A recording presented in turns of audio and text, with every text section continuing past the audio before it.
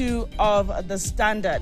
But chilling details of women's murder covered on the national page 3 of The Standard. Let's take a look at the main story this morning. Civil service jobs to go in wage bill cuts. Civil service jobs to go in wage bill cuts. Now, a lot of conversation surrounding this right now. What The Standard has put as tough talking.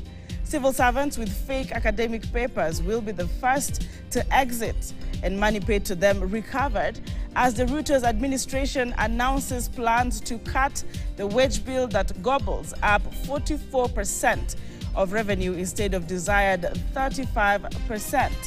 More of that on page 10. We'll bring you more about the conference yesterday and the president's remarks on the same. But quickly, just in a nutshell, quoting the words of His Excellency President William Ruto during the National Wage Bill Conference highlighted on the front page, and he said, and I quote, "Good people, we must just do what we must do. And for your information, I intend to do it and I am ready to take the consequences. My name is Zakayo, and there is no problem. If the country is going to get where we want it to go, I don't mind names, so long as we get the country where it should go." So the words of President William Ruto in as far as this wage bill conversation is concerned, and now rationalize staff members to align to fiscal sustainability is what the government is considering. Also, adopt performance contracting from July 1st, 2024. 35% state agencies to cut wage bill to 35% of revenue by June 30th, 2028. And by 2025, all institutions at both levels of government to migrate their payrolls to the Human Resource Information System by June 30th, 2025. Besides that, from the National Assembly, Speaker, members of Parliament clash over 9 billion shillings tower. Claims of poor workmanship rocks house over 9.8 billion shillings Bunge Towers, whose construction dragged on for 14 years and cost doubled. More that on the page 5. That's it for the Standard this morning. Let's also look at other key papers. But remember, if there's any similar headline, we'll also look further into it with the analysts. But the wage bill seems to be taking center stage on most of these papers. Let's take a look at the Daily Nation's front page. The Daily Nation's front page this morning and how it looks like in as far as the conversation is concerned. Coming to a screen shortly on the Daily Nation. Now, what we are now looking at is matters economy. Even as we're looking at the papers, the discussions around the wage bill and the conference that happened this week are taking center stage. Job cuts loom in wage bill review. Job cuts loom in wage bill review. What you're seeing there is what is happening now on the front page of the Daily Nation. But even as we do this, what do you think could be it? Restructuring resolutions, if implemented, could shake Kenya's entire public service. It could shake the entire public service. Now, what we are actually seeing the illustration as on the Daily Nation is that thousands of support staff who constitute more than 2/3 of the 960,000 strong civil, of course, service workforce, casual workers and public servants will, with fake academic certificates, will be the first casualties if the government sticks to its plans to address the ballooning wage bill, or rather ballooning wage bill, and more of that on page 4. Now, also you can see there matters education taking center stage. It is pomp and color, but right above that headline, you're being unreasonable, Ruto tells the doctors. The president still speaking on the doctor strike, covered on the back page of the Daily Nation. But essentially, the restructuring is ongoing in as far as the pay is concerned, and resolutions, if implemented, could shake Kenya's entire public service. Gachagua, right below that particular headline, moves to take charge of UDA polls. Politics has not missed this morning on the front page of the dailies, especially on the Daily Nation, and they're asking if that's taking a cue. All right, Gachagua moves to take charge of UDA polls. Could that be a cue? President William Ruto appears to have tasked his deputy, Rigathi Gachagua, to lead UDA's preparations for the election that start next week. But Mr. Gachagua, who is the deputy party leader, has had a series of meetings, some running late into the night. More of that has the details on the page 10 of that particular headline. Let's take a look at another key paper this morning. Remember, all we're doing here is the review. We quickly just look at the People Daily. Let's take a look at the front page of the People Daily this morning. It has a different angle to it in as far as what we have seen on the Standard and the Daily Nation is concerned. On the People Daily, Matters Roads taking the front page, and Roads Agency in 30 billion shillings land scam. Roads Agency in 30 billion shillings land scam, and a matter of governance also cropping in as far as this is concerned. Kenya National Highway Authority, KENHA, paid billions to property owners as compensation for their acquisitions for construction of roads without requisite documents. More of that on page 9. But adjusting to that, there is the health discussion on page 4 of the People Daily, as covered on the front page. Nakumincha, doctors' pay agreement is a mere piece of paper.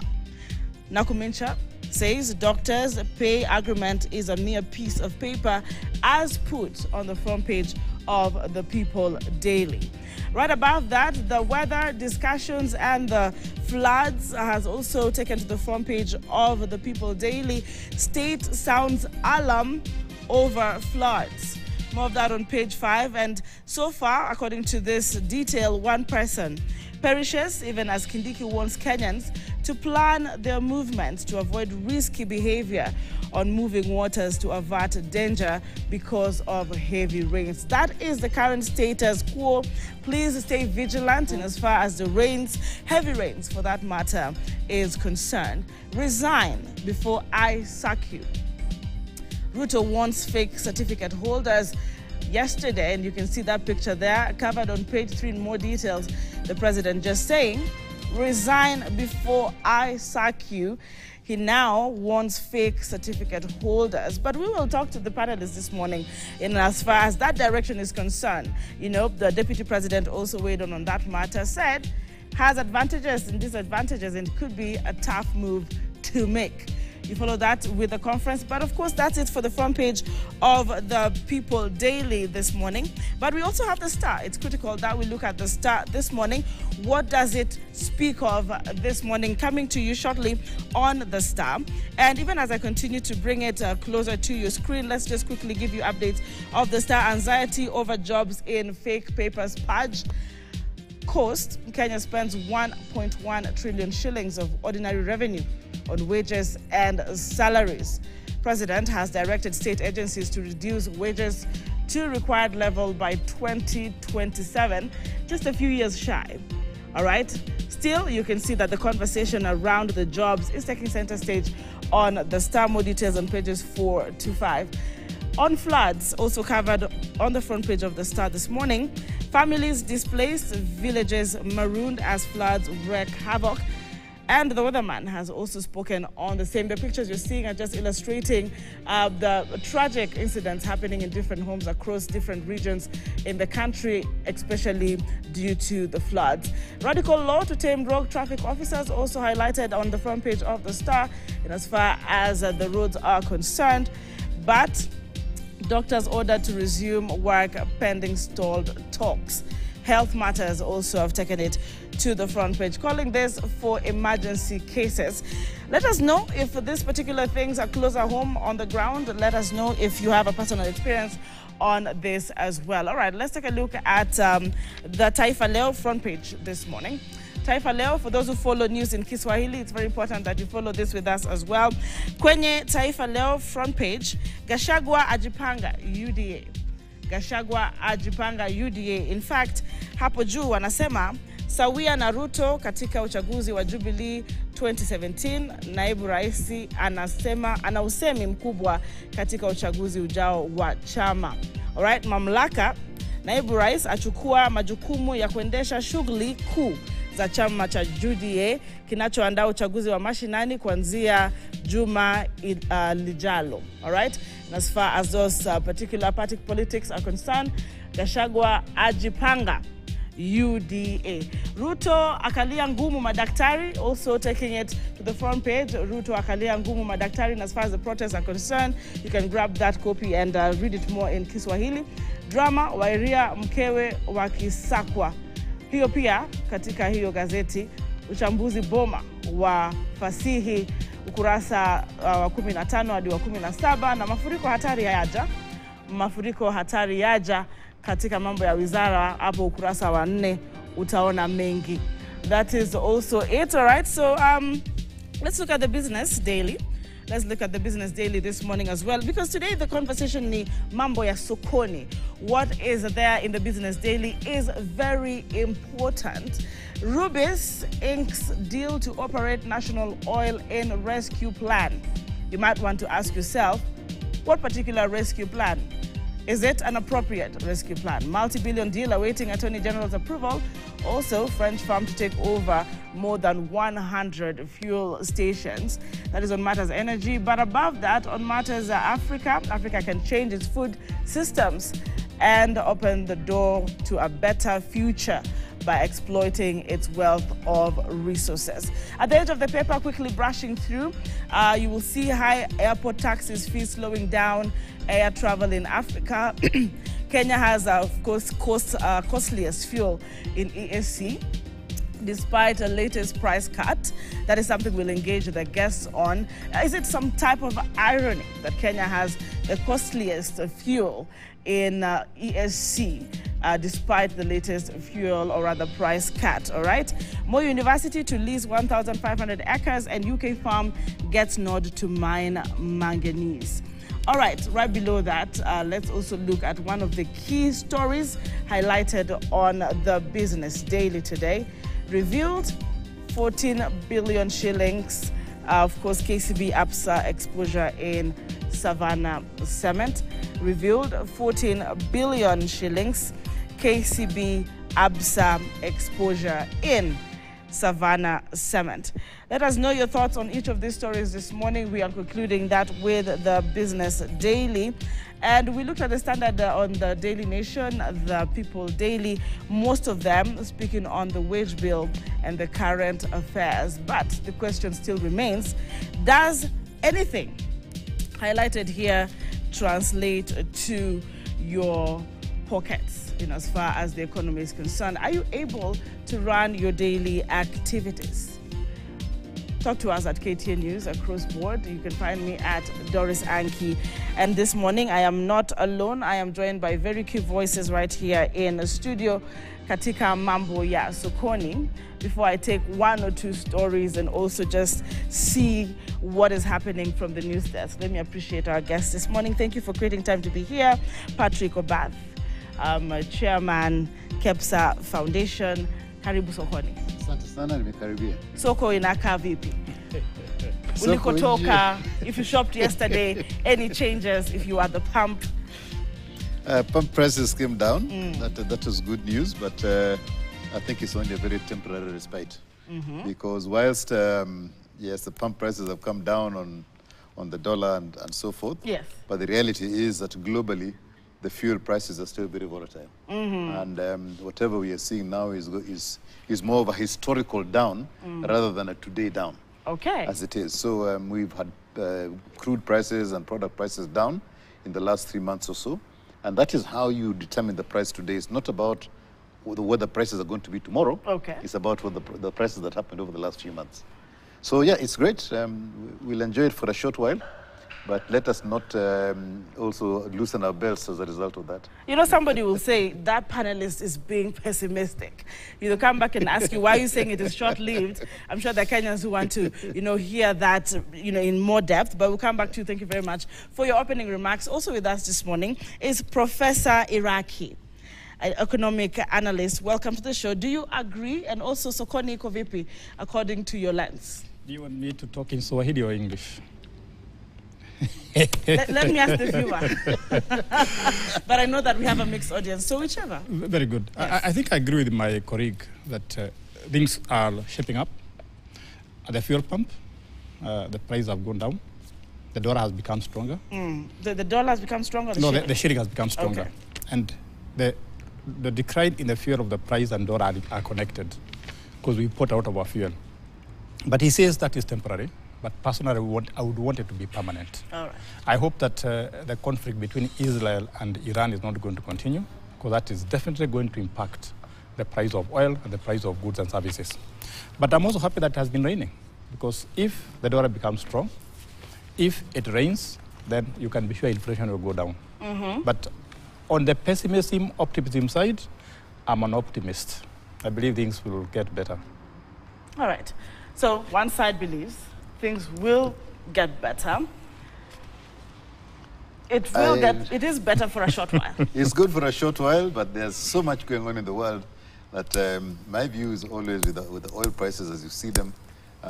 It's what you call your average rate is on the up. Although you have all these fluctuations, but over the last year, 2 years, it's always been on the way up.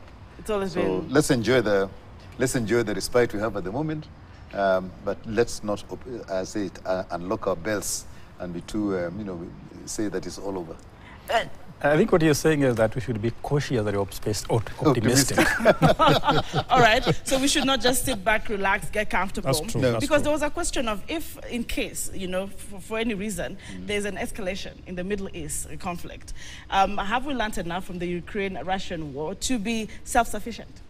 Are we, as economists, and how the graph is moving, do you think Kenya could be in a place to learn from the mistakes? We are part of now a global economy. We are linked with a lot of places and so forth.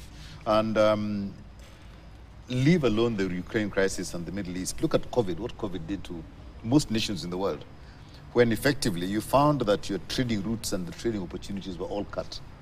So when you look at this escalation of, or the political tension in the Middle East, the potential war, it's not only the price of fuel, but you're looking at what is happening in the Suez Canal at the moment. So you have all these ships that are being diverted, and that therefore means that the cost of things is going to go up. And because of the longer routes that the ships are having to take, you will effectively have less ships available because they're taking longer to do whatever they're doing.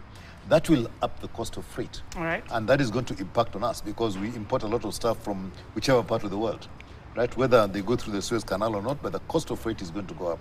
And that's going to hit fuel, it's going to hit everything. So I think we are in a connected world that a small thing happening in one part of the world will impact on Kenya, even though we may think that that is too remote from us. Okay. Just look at what happened in Dubai 2 days ago. That's going to have an impact because Dubai is a hub. They developed themselves as a hub for air transport, and there's a lot of stuff going on also within the Emirates. Jebel Ali is a big transshipment center. So all those things, little things happen, but they have a big impact on the world. So as I say, cautiously optimistic, I think is the right word. There's a lot that is happening that could happen around the world, or not, just like that. That's going to impact on our economy. All right. So either way, we should be, keen on what is happening. But we'll come back with more details on that. Thank you very much for your opening remarks. We want to look at the paper, at the news from the news desk. But it's also very important that we let our viewers know that right here at KTN News, we'll be giving you a live coverage of the late June Moi's burial ceremony today. And the coverage will begin at Lee Funeral Home and later Wilson Airport, where Emmanuel To, our reporter, will give us of course, some links here and there so that we understand what the preparations are and how of course, the arrangements are ongoing. And the body will be received in Nakuru and straight to Kabarak University at the AIC Kabarak Community Chapel grounds, where the funeral service will happen from 10 a.m. and later a procession to Bahati, where the burial ceremony will take place. Do follow closely with us. Remember, she is remembered for being also a great leader in her own capacity, serving Kenyans, her history, and she has been eulogized by different friends and family members from the day of her demise until today. Her memories continue to live on. We'll continue to give you details as well right here on the Morning Prime as soon as they trickle in as far as the late June Moi's burial ceremony is concerned. All right. Now let us pick the stories from the news desk. And President William Ruto has directed an estimated 2,000 civil servants with fraudulent certificates to refund public funds and quit or face prosecution. Speaking during the third National Wage Bill Conference, the head of state directed the Ethics and Anti-Corruption Commission and the Directorate of Criminal Investigations to pursue those who fail to do so. As Sophia Ali reports, the president has also put on notice non-compliant state agencies, saying their days are numbered. The president has directed all government employees with fake certificates to tender their resignations before the end of the year. This follows an audit conducted by the Public Service Commission last year, revealing that there are 2,100 public servants with fake certificates and that they must refund their salaries. Following extensive consultations around the country, we agreed as a people of Kenya that this situation cannot continue. We have to stop living dangerously and beyond our means. The head of state says wage resources in the country are limited, directing the Ministry of Public Service to undertake a radical and comprehensive surgical reforms of the public service sector to reduce the bloating waging bill. In 2022, we had a fiscal deficit of $1 trillion, meaning we were seeking to spend $1 trillion which we didn't have. We pulled it to 800 billion. We pulled it again to 600 billion in the next 3 years as we go towards having a wage bill to revenue of 35%. I will equally be driving to get a balanced budget. On his part, the Deputy President Rigathi Gachagua has reassured the President of his full support in eradication of public officers who secured jobs and promotions using fake academic papers. Unajua mimi rais hii maneno ya makaratasi sishughuliki sana naye because mimi sitaki kwenda hiyo barabara ya kwenda River Road. Mimi natosheka na ile kidogo niko naye. So when I've been complaining that I'm feeling lonely at the top because my boss has 3 degrees, controller of State House has 3, nani kila mtu mimi niko na kamoja. So hii watu ya River Road wamekuwa wakinitafuta. Nasema sasa wewe naibu wa rais unalalamika nini? Tumesaidia watu wengi.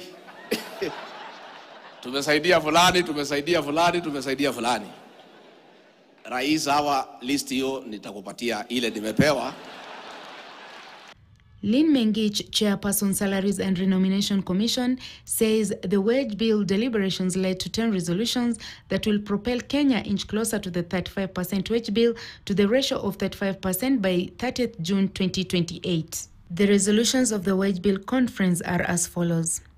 All government agencies to refine their strategies to achieve wage bill revenue ratio of 35% by 30th June 2028. All counties to achieve wage bill to revenue ratio of 35%. Public service institutions to review and rationalize their staff numbers to align to the fiscal sustainability. Review the Kenyan model for the performance management by December 2024. All institutions of the national and county government to adopt performance contracting as accountability tool with effect of 1st of July 2024.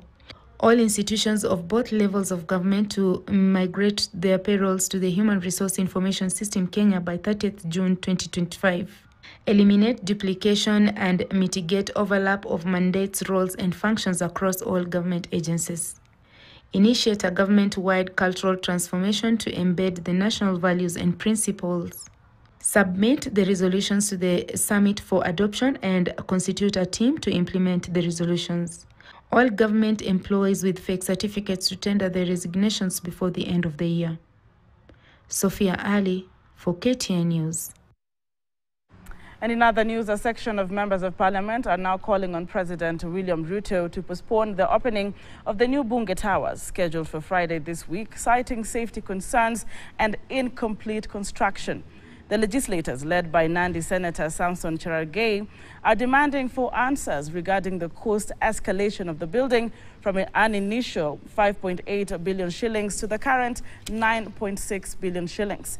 As KTN's political affairs reporter Emmanuel To explains, the members of parliament claim modern buildings like the pension towers cost just 2.5 billion shillings, poking holes on the integrity of the process.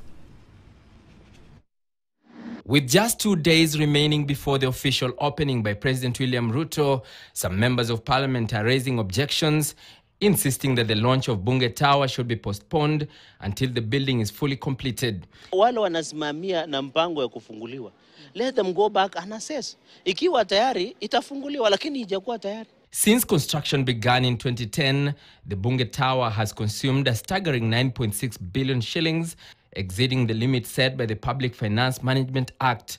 The senator maintains that certain parts of the building, such as offices, the kitchen and the gym area, remain incomplete, calling for key documents to be provided before the launch. Certificate of completion, that's why I say it is incomplete. They have never provided an evidence. Certificate of occupation from Public Works and Ministry of Health, it has not been provided. The contractor of the building does not owe Senator Cherargei any duty to show him the completion certificate or any other document for that matter. Comparing the Bunge Tower to the CBK pension towers, which was constructed in a shorter period, Senator Cherargei raised serious questions about the cost and time taken, poking holes on the integrity of the process. It took not less than 3.5 years to be completed. It is a 27-story or 27 floors, an ultra-modern building that costed 2.4 billion. And a few minutes later, the speaker, who was hard-pressed to respond to the questions, dismissed the concerns as coming from naysayers. How do we address these concerns that are coming from the public about the efficacy of the Bunge Tower project? I want to encourage you members not to join what in my many public speeches I call rejectionist philosophers on the streets of Nairobi. The session was briefly interrupted as members shared their views on the structure. Even if you occupy them without lifts up to the 25th floor, it would be a work in progress, because then it will cost those who ought to do that to do it immediately. Exactly. The longer we don't occupy it, the longer they take to complete the work. Lile jumba liko sawa kabisa, ile lift ambayo wanazungumzia ilikuwa na rekebisho kidogo, juzi nimeenda, iko fresh barida. And I found that away from the good things that have been spoken about, there's also music. You know, I love Lingala and Rumba. There's Rumba. I don't know if some of you have joined the place. There's Rumba playing in the background. Emmanuel To, KT News, Nairobi.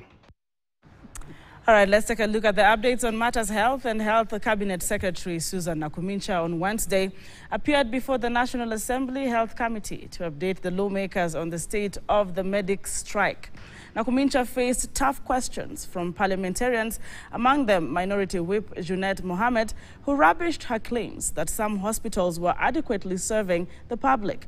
KTN's Catherine Imaraget on Nakumincha's day with the lawmakers.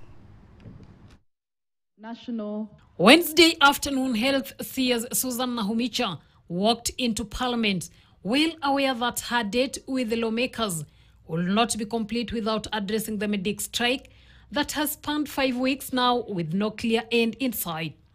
And as expected, Nakumincha faced a myriad of questions, notably after she claimed that despite the stalemate in the health sector, some hospitals were adequately serving the public. Honorable Speaker and honorable members, services are ongoing in those places. Where we are affected most by this crisis is level 4, level 5, and level 6, which are referral hospitals. But we have put measures in place to ensure that emergency services are being attended to. Minority Whip and Suna East Member of Parliament Junet Mohammed could not let Nakumincha off the hook for her remarks strongly opposing the CS assertion. Madam Minister, there are no hospitals that are working. There are no wards that are full, Madam Minister. We are the people who are from the ground. Just say you are working on how to rectify the matter, but as of now, even the maternity that is full in Kenyatta Hospital, mothers are delivering on their own, or maybe with the help of few nurses. Apart from discussing the health insurance and timely implementation of apprentices need during the session, Nakumincha also revealed that the National Treasury was due to release an estimated 8.5 billion shillings to service the mounting debts facing by health centers. As that happens, Siaya Governor James Orengo has also weighed in on the medics' strike, saying only a handful of doctors in the Lake Regional County are on strike. it is becoming evident that we are in a financial crisis that we do not want to admit.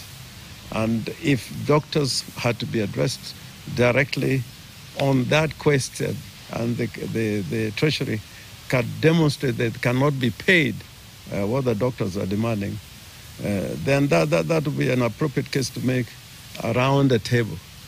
Oringo's remarks and Nahumicha's date in Parliament come as the Kenya Medical Practitioners, the Pharmacists and Dentists Union KMPDO votes to continue the strike until the government adequately addresses their demands. Once a CBA has been signed between the employer and the employee, the CBA remains in force until a new CBA is negotiated. Yes. So while the CBA is existing, we have not negotiated any other. No, the CBA is fully has to be implemented and must run like that. If there's any article in the CBA that need to be changed, there has to be a sitting between the employer and the employees to agree on it. Nahumicha's performance and suitability for the health docket are increasingly coming under scrutiny as the nation continues to grapple with the challenges in the health sector. And as the clock ticks, the pressure is on to find sustainable solutions and ensure that Kenyans receive the quality health care they deserve. Catherine Imuraget, KTN News, Nairobi. Now, business leaders and experts have said that the country risks missing its 2024 growth targets due to gaps in the 4.1 trillion shillings budget for financial year 2024-2025.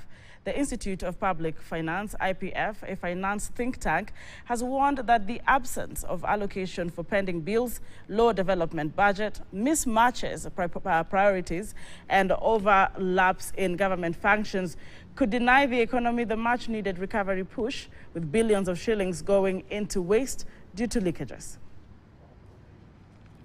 Submission before Parliament on June 30th, experts have said that the current discrepancies on budget allocations, low budget absorption rates, pending bills, and duplication of functions are impacting efforts by the government to achieve its fiscal consolidation strategies. The practicability of the proposed growth target has been questioned.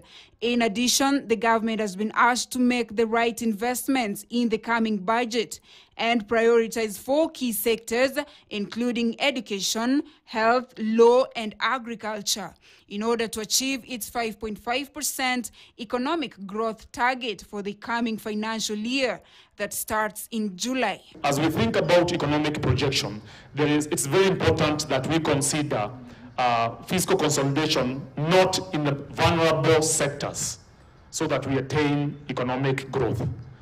We have to ask ourselves, which are sectors that we need to cut and which one do we need to propel. While releasing this year's national shadow budget, James Muraguri, Chief Executive, Institute of Public Finance, said that the national government's focus of shillings 300 billion increase in ordinary revenue for the fiscal year 2023-2024 is uncertain, given the uncertainty regarding the rising cost of borrowing and accumulation of debt, which continues to shrink the borrowing space. The financial think tank has also said there is a pressing need to prioritize the clearance of nearly 570 billion shillings nationally and 165 billion shillings in county pending bills. We headed media when we expected to pay the remaining $500 million, around 60 billion out of the maturing Eurobond. The pressure on our debt will still remain a debt-distressed economy, and that's something that needs to be considered by parliamentary committees as we engage in the next budget. In the launch, it was revealed that the budget is highly affected by corruption because of the presence of contractor-driven items on the budget that are not necessarily for service delivery for taxpayers. Acknowledging concerns raised by IPF as notable, Mary Emase, Vice Chairperson Budget Appropriations Committee and Member of Parliament Tessa South, said there is need for proper legal framework and harmonized revenue collection systems across counties.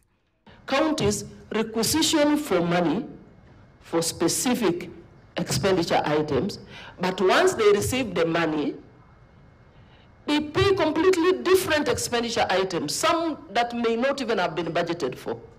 The Institute of Public Finance further notes that the disparity in budget is further compounded by external risks as well as high unemployment concerns across the country.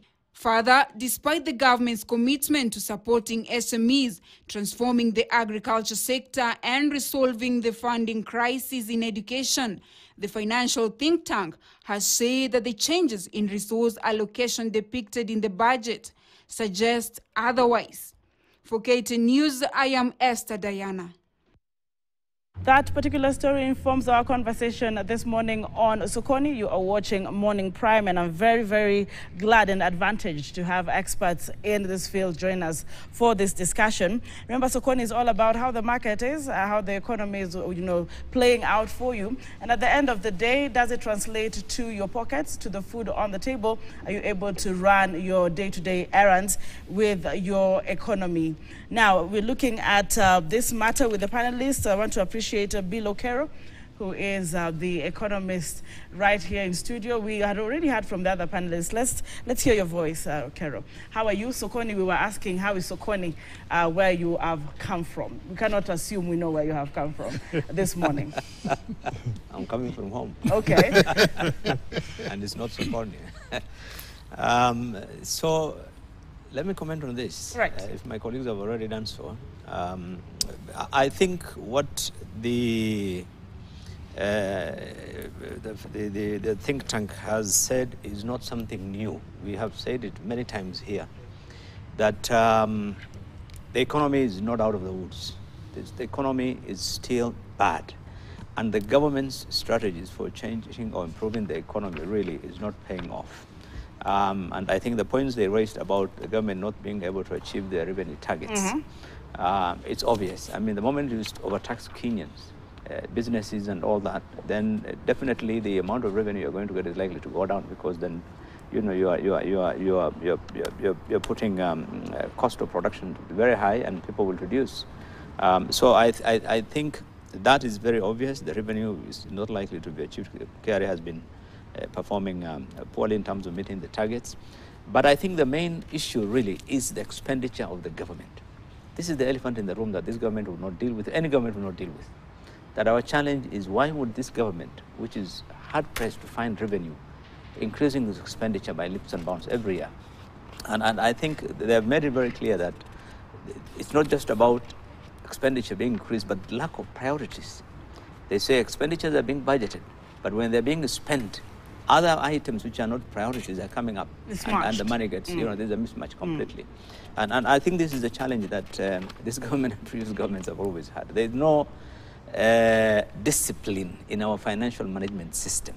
There isn't. It's still based on political patronage. Resources are being spent on the basis of who and who wants it and who should be given. It's not about priorities. This is why we're having challenges in sectors like health today, people being on strike. It's not for lack of money. When you see the wastage being published by the controller and the auditor general, it's shocking. At the same time, we are told there's no money. And you see how much is being spent on buildings, on things which really, and this is a country where people have fundamental problems. So I think I'm not surprised with the outlook that we are not likely to meet the growth target. All right, on the growth target, let's also hear the voices of other panelists. Patrick Obath, in as far as Kenya missing its growth target 2024. Growth can only be when you get a surplus in what you are, in balancing your books. Then you get growth because you can invest. But, taking a purely business look at government,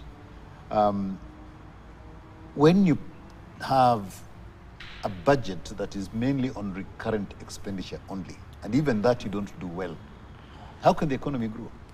You need to have a reasonable amount where you've got for investments in terms of infrastructure and areas that are going to get the economy to grow.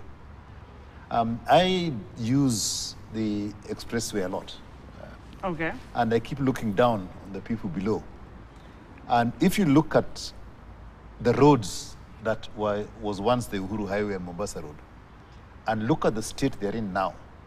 There are no lines, the curbs are not done, the drainage is not done. Traffic's still there. And the traffic that was supposed to leave that road is still there, it hasn't gone, right? So the people who are on that road are still spending 3 hours, 4 hours to get to work every day, starting 4 or 5 o'clock in the morning. Are those people going to be more productive? No.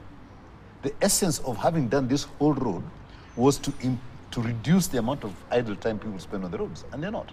So if we had put aside money, and this was put aside by the previous government, and even the current government say they're going to put aside money to repair the road below the expressway. What has happened? Zero. We've just seen a few people come every so often, 2 or 3 months, and then they disappear completely, and that highway has not been repaired. So have we got the priorities right? Right? The wage bill conference they're having now, they're saying there's 2,100 people with fixed certificates. If it was me in my company, those guys would be gone tomorrow. But President William Ruto told them to, to leave by the end of December. Yes, or but that is action enough? 6, 7 months now. Okay. They're still going to be drawing that salary, which they shouldn't be drawing. So I think we need to have decisive and incisive action. If we found things that are not right, let us take care of them immediately. The problem, obviously, is that the laws that we have in this country are protecting a lot of civil servants, especially the Public Service Act. There's a whole process you've got to go through, and you can't get rid of people easily. Okay. That needs to be reviewed, so you can actually make changes with a due process fairly quickly. In the private sector, you have a process that can take place within 3-4 weeks and everything else. And if somebody does not answer to that, you're out. And it's according to the labor laws. All right. But the labor laws, do they actually apply to government or not? They should, because that's an employer. All right. Yes? And we want to come back to that. In fact, that wage bill conversation is very hot today. I would love to hear, but before I get into the wage bill conversation, let's hear Iraqi's voice on this matter. The growth target. I think our new colleague who has just joined us is also in the bad wagon of being optimistically cautious. But I think both of them are right. All right. If you look at the debate that is in the headlines today about wages, it's about development.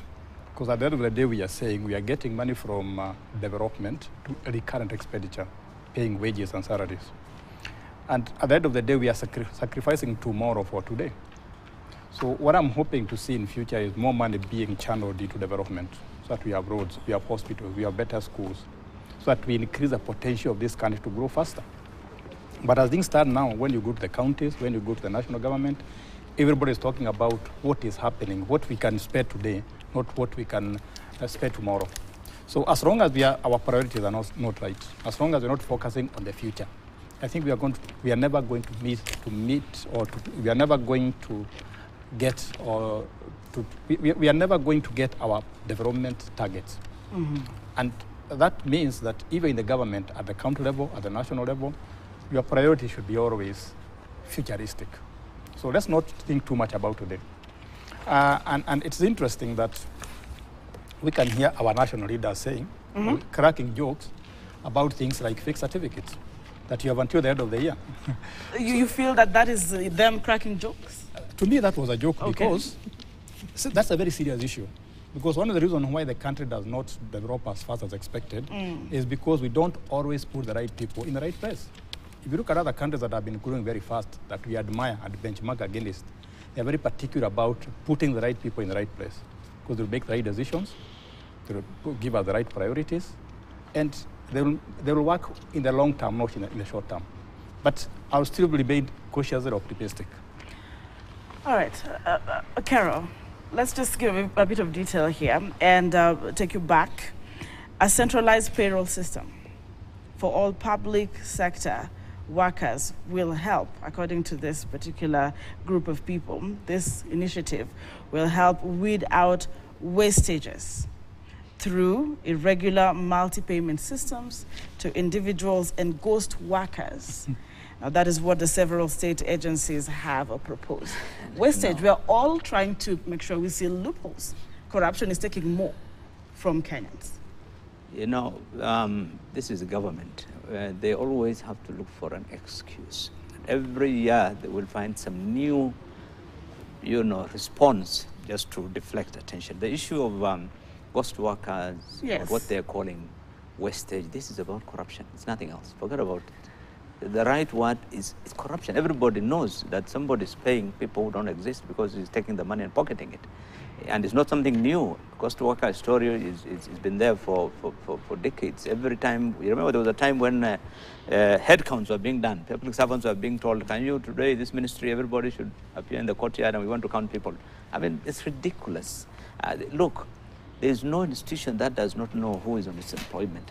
There's an entire structure from the accounting officer, the PS, down up to the HR people who are dealing with it. There's so much checks and balances. The issue is when there's corruption, there's collusion all the way. It's not that people in government, in treasury or in ministries don't know what's going on. I think the issue is centralizing is not going to be a solution. The issue is, are you going to deal with corruption? Are you going to deal with people who break the law? That's where the issue is. So you can come up with every system in the world, but if the system is as good as the people who use it. But Carol, they're saying all these loopholes come when you do it manually. No. And that the systems, having it centralized, not. it's easier to track. We had manual systems for decades before this, the electronic age, before this technology came in. And people are not stealing money. So the fact that you put things in an electronic system or whatever does not necessarily mean there is no room for cheating.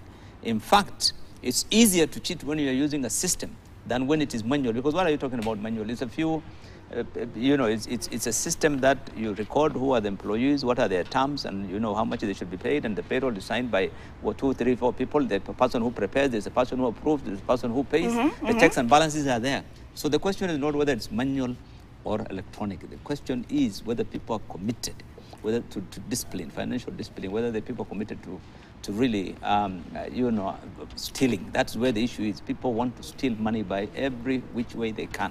That's the challenge in the public service. So according to him, this will not really be a solution. There's a matter of integrity that comes to the personalities. Do you agree with that? Or is there some sort of hope?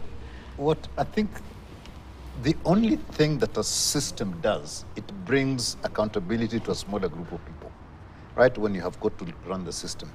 But it means that if those people themselves are not people of fidelity, people who are free of corruption, then you're concentrating corruption in the hands of a few people. Let me tell you an example that we actually shared with the government, and this is about 5-6 years ago. All right. And I'll say it openly here because they know about it, and this was in the company's registry. They digitized the registration of companies, which was great. I mean, you go digital and everything else is supposed to be super efficient. But to approve something, somebody still has to press a button to say yes. So this officer, instead of going for, instead of saying, twa kitu kidogo, whatever it is, you just meet him and say, okay, fine, I need my tea before I press the button. So the corruption was still there. The system was great, and we thought it was going to be a very efficient way of registering companies. But they didn't. That officer was still demanding bribes before he presses that button. And you could have your company stuck there without registration for 6-8 months, which was what used to happen before, because people refuse that. So technology brings efficiency, and also, hopefully, you can be able to tell who has done what within the system. And look at what happened IFMIS, which is a technology system which was supposed to improve efficiency. What happened with NYS at that time? It was all done within IFMIS. So having this HR system and centralizing it and all the rest of it is not necessarily going to lead to weeding out of people. It's an opportunity for efficiency, but that efficiency can only come if you have the right people, you have the right will, and you have got the checks and balances that are required to make sure that those people do what they're supposed to do. Talking about fidelity, people of integrity, someone would ask if this conversation, like Kero put it, is not a new thing in the workforce. Why would we have people with fake, certificates, even work? How do they find their way there? Because it's not the same people you're talking about. People of fidelity, integrity. How do you know if it is people at the top owing to the words of the deputy president, speaking to the president yesterday, people at the top sitting near the president, near the deputy president, are those among with fake certificates? An interesting question, but before I go to your question, there is something he raised that was very interesting. Yes. If you ask these two gentlemen, including yourself, all of us thought that once you buy a car, you'll always be on time. But is that true? My answer would be no. Yes, everybody will say no. You buy a car, but you find that it is your behavior and how you drive and how you plan that determines whether you'll be on time or not. So I think we always forget that technology is not about machines, it's about people. Because any technology, even including the coming AI, will always be operated by people. So let's not have, I know technology is good, I know it makes our life easier, but let's never forget the human factor. Now to your question, fake certificates. And integrity. And integrity. Now, if you're being hired for a job, they work in the private sector, and they will tell you, even in the public sector where I work, a job will be advertised, people will be shortlisted, they'll be interviewed, and they'll be given job offers. And they'll be put at a probation for a number of months, then they start working for 2, 3, 4 years. How do you explain, despite all those checks and balances, somebody will be employed with a fake certificate? So my conclusion is, and he put it very well, there must be some corruption somewhere. Some people must have decided, we are going to hire this guy, whether he has fake certificate or not. And it surprises me when the highest levels in the office start telling people, you can work up to the end of the year with your fake certificates. It just disturbs me because we know them. For example, the DP says that he has been approached by people from River Road. Have they been arrested? Surely, if I approach the deputy president in this country with an offer to give him a fake certificate, I should be in jail. But now we are cracking jokes and saying that I want to be like others and so on. So I think we're not treating this issue with the seriousness that it deserves. And as an academic, I feel very, very pained because I spend a lot of time telling students you should have integrity, you should be a person of principles. We give them exams, and then at the end of the day, after they have done their work, somebody else is given that job. And when we say we are not meeting our growth targets, that's one of the reasons. Because the people who should be working hard don't work hard because they are undercut by people who don't work hard. So, and the reason why we have these people with fake certificates is because there's no penalty. If, for example, we know that people... There are no penalties, or there are penalties that are not... There are almost no penalties because if I'm told to continue working for the next 7 months. All right. With a fake certificate. We have labor laws. We have very many statutes. You wouldn't say there are no laws. So my solution, I'm saying there are no penalties. So my solution should be, if we know them, let's have a list of them in the newspapers. All right. So that we know, that guy works with me, he is fake. That guy used to be a head of a department, he is fake. And I think name and shame could be a very simple solution. All right. No, you see... I want to take a very quick break. Okay. Yes, I want to come back with you, Karen. You see, the issue of somebody using fake documents, a criminal offense. There isn't, it's a summary dismissal. And in fact, you are lucky if you're just dismissed and you're not taken to court because it's criminal. So there's no question of asking people months or whatever. It's just that the government is trying to use that 2000 story as an excuse to explain why the wage bill is high. I don't think it's really factual even. If it's factual, that's criminal and they should have taken action. All right, and I want to come back to what action needs to be taken because every other time, year in, year out, resources are lost. Kenyans talk about it. And are they recovered? Is a question that still remains. We want to take a very short breather. When we come back, however, we will get deeper into the conversations around the economy. But just to give you another quick heads up, we will be taking a very key coverage this morning in as far as the late June Moi's burial is concerned. This is today what you're seeing are live pictures from the Lee Funeral Home, where our coverage will begin at the Lee Funeral Home. And of course, we'll move later on to Wilson Airport, where I'll be joined by our reporter to give us updates on that particular ceremony or just probably preparations. Of course, we'll also be going all the way to Nakuru and, of course, straight to Kabarak University at AIC Kabarak Community Chapel grounds, where the funeral service will happen from around 10 a.m. But what you're seeing right now are the live pictures from the Lee Funeral Home. It is still morning. The weather weather still does look chilly. It is still a somber mood this far. And of course, June was announced dead on Thursday, that is April 11th, at the age of 60 by her family. Of course, they said she died peacefully.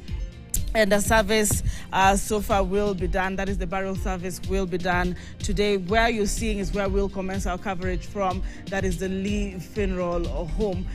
Stay with us as we bring you that coverage. Remember that we stand with the family and friends of the late June Moi, who was the former president, Moi's daughter. All right, that is it. We take a very short breather. We'll be back with the discussions and more after this break.